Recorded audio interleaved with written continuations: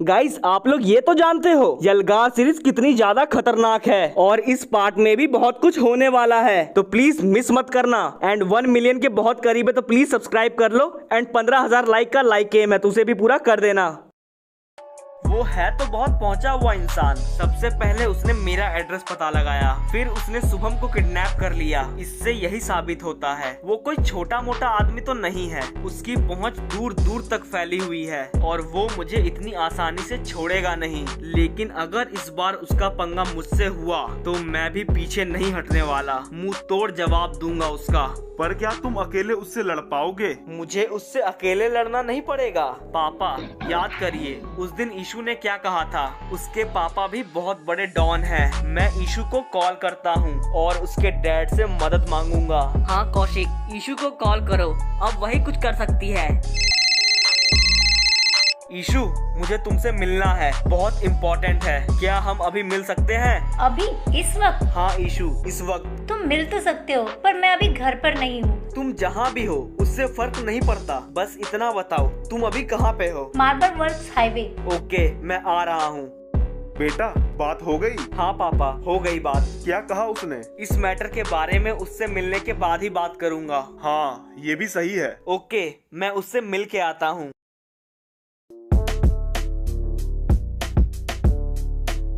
Issue मुझे तुम्हारे पापा की हेल्प चाहिए। क्या हुआ? सब ठीक तो है? अभी तक तो सब कुछ ठीक है, पर पता नहीं कब तक रहेगा। मैं उन लोगों से फाइट करने तो गया था, पर वो लोग कोई आम गुंडे नहीं हैं, बहुत बड़े लोग हैं वो लोग। पर कौन है वो लोग? वो लोग कौन है इसका तो नहीं पता, पर इन अटैक्स का कारण पता चल चुका है मुझे। क्यों? वो लोग तुम्हें क्यों मार रहे हैं? अभी से कुछ टाइम पहले की बात है। ब्राजीला के पीछे वाले ग्राउंड में हम लोग क्रिकेट खेलने गए थे और उस दिन कुछ लोग हमें खेलने से रोक रहे थे और बस हमारी थोड़ी हाथापाई हो गई और लगता है उसी हाथापाई में किसी की जान चली गई। बस 1 मिनट रुको, डैड का मैसेज आया है। ओके बात कर लो। तुम्हें जानना था ना आखिर तुम्हारे भाई का कातिल कौन है। ये देखो उसकी तस्वीर। ये तो कौशिक है। इतना बड़ा धोखा। आज तक मैंने जिस पे इतना ज्यादा भरोसा किया उसने मुझे इस तरह का धोखा दिया। मैं कौशिक को कभी माफ नहीं करूँगी। क्या हुआ ईशु, कोई प्रॉब्लम है? कौशिक तुमने मुझे इतना बड़ा धोखा दिया। मेरे भाई के कातिल तुम ही हो। ईशु मेरी बात सुनो, वो बस एक हादसा था, मैंने जानबूझ के कुछ नहीं किया। तुमने मेरे भाई को मारा, मैं तुम्हें कभी माफ नहीं करूँगी। प्लीज ईशु मेरी बात समझो। ये सब क्या चल रहा है? भैया हमारे भाई का कातिल हमारे सामने है। तूने मारा मेरे भाई को, मैं तुझे छोड़ूंगा नहीं। तुझे तेरे गुनाहों की सजा मिलेगी। मेरी बात समझने की कोशिश करो। मैंने जानबूझ के कुछ नहीं किया, वो बस एक हादसा था। वो कोई हादसा नहीं था बल्कि सोची समझी साजिश थी। बदला तो मैं लूंगा, अब मौत के बदले मौत। तूने मेरे भाई को मारा, अब मैं तुझे मारूंगा। नहीं भैया आप इसे नहीं मारेंगे, ये मेरा सच्चा प्यार है और मैं इसे इस तरह मरते हुए नहीं देख सकती। तुम्हारे कहने का मतलब हम इसे माफ कर दे? नहीं, माफी तो नहीं मिलेगी इसे और इसकी सजा यही होगी कि मैं इसे हमेशा हमेशा के लिए छोड़ के जा रही हूँ। नहीं ईशु तुम मुझे छोड़ के नहीं जा सकती। तूने इतना बड़ा धोखा दिया, उसके बावजूद शर्म नहीं है तुझे? कितनी बार कहूँ मैंने कुछ नहीं किया। बस बहुत हुआ ईशु, क्या किया जाए इसका? मैं बताती हूँ। तुमने मुझे इतना बड़ा दर्द दिया और इसीलिए तुम्हें भी वो दर्द सहना होगा। नहीं ईशु ऐसा मत करो।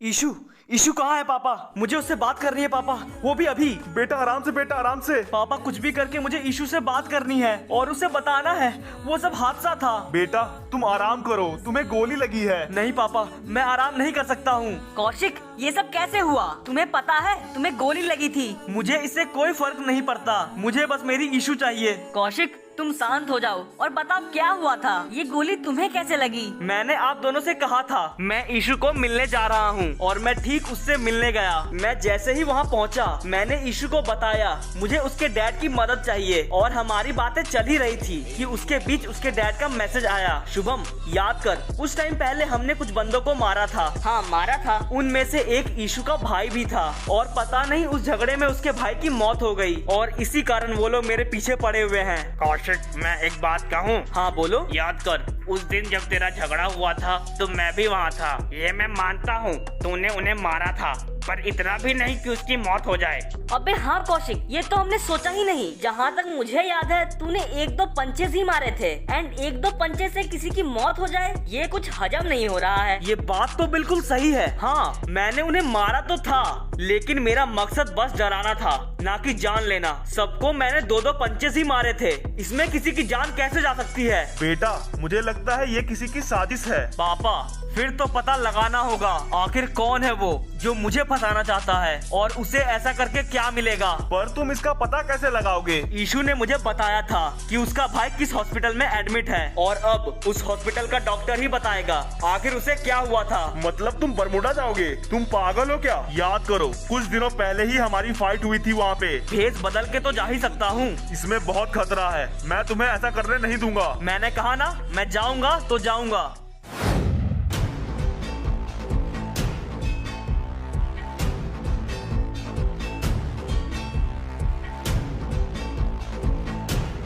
डॉक्टर, एक बहुत बड़े राज का खुलासा करने मैं यहाँ आया हूँ, और मेरी आपसे रिक्वेस्ट है, प्लीज मेरी मदद करिए। कौन हो भाई तुम, और क्या चाहते हो मुझसे? डॉक्टर, मैं ईशू का होने वाला पति। तुम तो वही हो जिसने उसके भाई को मारा। डॉक्टर, मैंने उसे मारा नहीं, वो बस एक हादसा था, और उसके मौत का असली कारण क्या है इसका पता लगाने मैं यहाँ आया हूँ। सर पे चोट लगने के कारण उसकी मौत हो गई। नहीं डॉक्टर, ऐसा आपको और ईशू के परिवार को लगता है, लेकिन मैं नहीं मानता। आखिर कोई 2 मुक्कों से कैसे मर सकता है? मेरी बात समझो, उसकी मौत का कारण यही है। नहीं डॉक्टर, मुझे अब भी विश्वास नहीं है। मैं आपसे कुछ सवाल करना चाहता हूँ, प्लीज उसका सही सही जवाब दीजिएगा। और आपसे एक रिक्वेस्ट है, प्लीज हमारी बात हमारे बीच ही रहने दीजिए, किसी तीसरे तक नहीं पहुँचनी चाहिए। ठीक है, पूछो क्या पूछना है। डॉक्टर, जब ईशू का भाई हॉस्पिटल आया तो उसकी हालत कैसी थी? उस वक्त वो बेहोश था और उसकी हालत बहुत खराब थी। ओके, उसकी मौत से पहले आपने कितने दिनों तक उसका इलाज किया?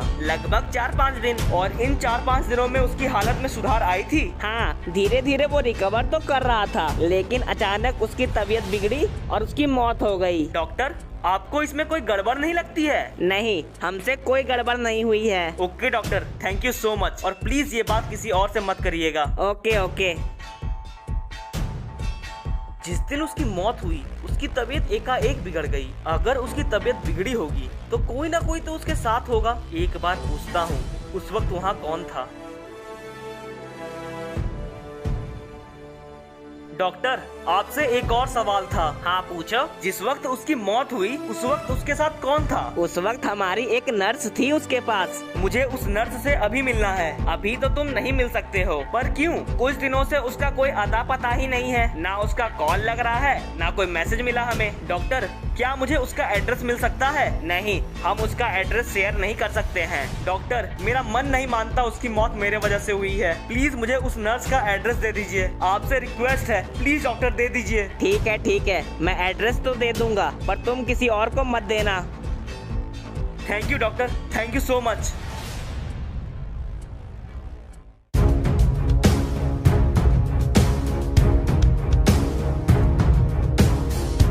यही है उस नर्स का घर। नर्स, कहाँ हो तुम? मेरे सामने आओ। मुझे मालूम है उसकी मौत का कारण कौन है, तुम्हें पता है? वो जो कोई भी है उसके बारे में मुझे बताओ। मैं ये कलंक अपने माथे पे रख के नहीं जी सकता। नर्स, मैं आखिरी बार तुम्हें बुला रहा हूँ। एक मौत का कलंक मेरे सर पे लग चुका है, और अगर मैं ये कलंक मिटा नहीं सका तो दूसरा कलंक लेने से मैं पीछे नहीं हटूंगा। ये नर्स तो घर पे है ही नहीं। अगर ये नहीं मिली तो बहुत बड़ी गड़बड़ हो जाएगी। मुझे कैसे भी करके इसका पता लगाना होगा। हो सकता है इसे पता चल गया हो मैं यहाँ आने वाला हूँ।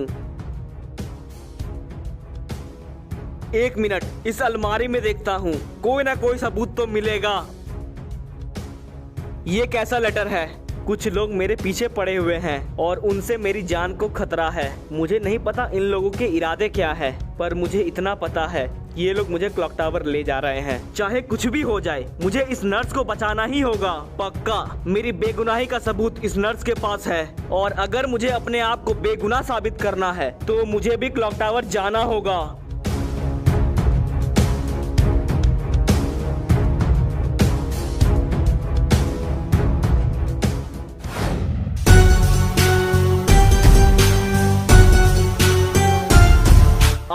गया मैं क्लॉक टावर अपनी बेगुनाही साबित करने के लिए। मुझे इस नर्स को बचाना ही होगा और इस नर्स को बचाने के लिए मैं किसी भी हद तक जा सकता हूँ। साम दाम दंड भेद कुछ भी अपनाना पड़े तो मैं अपनाऊंगा, पर अपने माथे से ये कलंक मिटा के रहूंगा। ओहो, इन लोगों ने कुत्ते भी पाल रखे हैं। अब इन्हें इन्हीं के रूप में मारूंगा। इनके भेष में मैं अपना काम आसानी से कर पाऊंगा और इन्हें शक भी नहीं होगा। अलविदा कुत्ते। इन कपड़ों में मुझे कोई पहचान नहीं पाएगा और चुपचाप मैं अपनी बेगुनाही का सबूत लूंगा और चला जाऊंगा यहाँ से।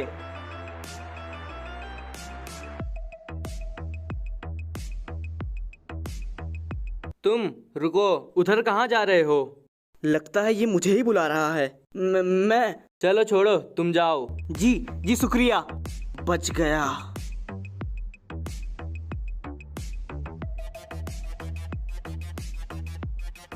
ये तो ईशू का भाई है। साहब, आपने बुलाया? नहीं, मैंने तो किसी को नहीं बुलाया। लगता है मुझसे गलती हो गई साहब। ओके, कोई बात नहीं। अगर आपको कुछ भी चाहिए होगा तो मुझे बताइए, मैं आपकी खिदमत के लिए हमेशा तैयार हूँ। नहीं, कुछ नहीं चाहिए, तुम जाओ। फिर भी अगर कुछ भी हो तो बताइए। कहो ना जाओ तो जाओ। ठीक है साहब, ठीक है। यहीं बाहर खड़े होकर इनकी बात सुनता हूँ।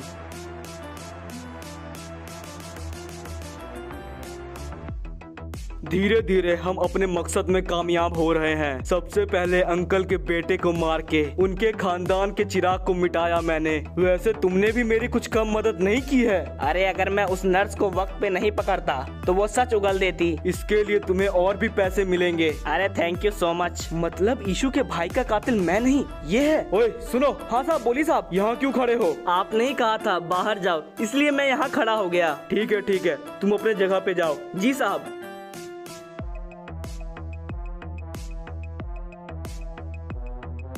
जब अपने धोखा देते हैं तो बहुत दुख होता है। ये बात ईशू को पता होनी चाहिए कि उसका खुद का चचेरा भाई उसे इतना बड़ा धोखा दे रहा है। यहाँ अधिक रुकना खतरे से खाली नहीं। मुझे चले जाना चाहिए।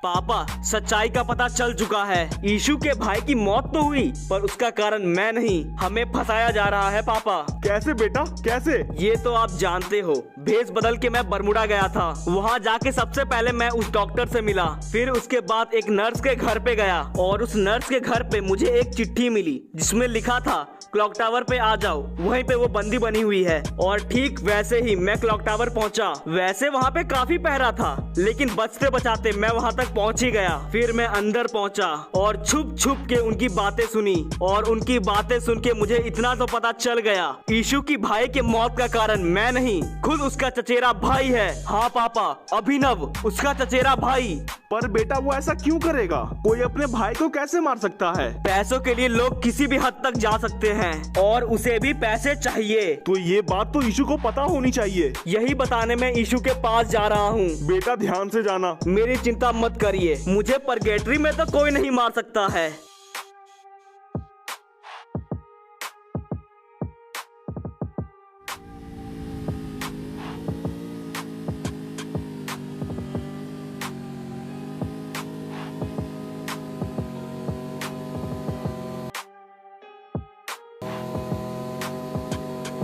अरे कौशिक, रुको जरा, हमें भी अपनी खातिरदारी का मौका दो। मेरा पीछा क्यों कर रहे हो? अरे दामाद जी, हमें ना पहचाना? हमें यहाँ ईशू ने भेजा है तुम्हें खत्म करने के लिए। ईशू कहाँ है? मुझे उससे बहुत जरूरी बात करनी है। ईशू को यहाँ आने की कोई जरूरत नहीं, हम काफी है तुम्हें मारने के लिए। प्लीज मुझे उससे मिलने दो। दामाद जी, इन गाड़ियों के बीच बात करने में मजा नहीं आ रहा है, थोड़ा साइड आके बात करिए। आइए दामाद जी, इधर आइए।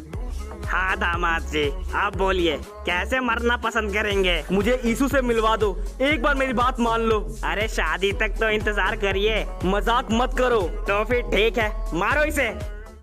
गाइस आप लोग गेस करो आगे क्या होगा, कौशिक क्या करेगा। एंड आप लोग मुझे इंस्टाग्राम पे डीएम करके बताओ आगे क्या होगा। जिसका भी गेस बिल्कुल सही रहा उसे हमारे नेक्स्ट वीडियो में शाउट आउट मिलेगा, यानी हमारे वीडियो में फीचर होने का मौका। एंड गाइस हमारे वीडियो में जिनका भी गर्ल वॉइस है उसके चैनल का लिंक आपको डिस्क्रिप्शन में मिल जाएगा, तो प्लीज आपसे रिक्वेस्ट है उसे जाके सब्सक्राइब कर दो, वो भी काफी मेहनत करती है। एंड हम लोग भी 1 मिलियन फैमिली के बहुत करीब है, तो प्लीज सब्सक्राइब कर दो यार जल्दी से, अब इंतजार नहीं होता। एंड 15,000 लाइक एम भी पूरा कर देना।